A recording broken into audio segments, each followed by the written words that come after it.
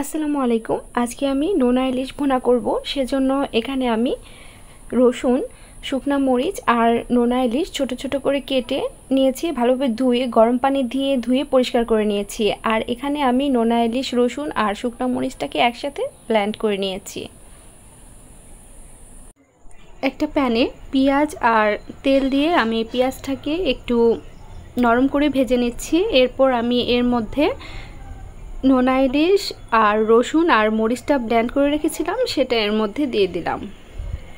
আর সামান্য পানিও ওই ব্লেন্ডারটা ধুয়ে দিয়ে দিয়েছি। আর দিয়ে দিচ্ছি সামান্য হলুদ আর সামান্য মরিচের গুঁড়া। এখন সবটা আমি ভালোভাবে নেড়েচেড়ে এর মধ্যে দিয়ে দিচ্ছি কাঁঠালের বিচি। কাঁঠালের বিচিটা আমি থেতো করে খোসা ছাড়িয়ে নিয়েছিলাম। আর এই অবস্থাতেই কাঁঠালের বিচিটা দিলে কাঁঠালের বিচিটা একটু সময় লাগে সেদ্ধ হতে, এজন্য আমি প্রথমেই কাঁঠালের বিচিটা দিয়ে দিয়েছি। এ পর্যায়ে চুলার আঁচটা মিডিয়ামে রেখে একটু সময় নিয়ে এটাকে রান্না করে নিতে হবে।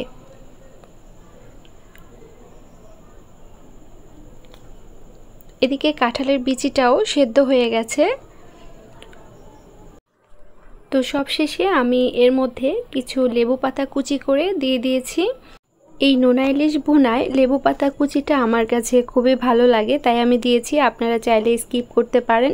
আর আমি এই নোনা ইলিশে কিন্তু কোনো লবণ দিইনি, আপনারা প্রয়োজন হলে এটার মধ্যে লবণটা দিয়ে নিতে পারেন। তো আজ এখানেই বিদায় নিচ্ছি। সবাই খুব ভালো থাকবেন। আল্লাহ হাফেজ।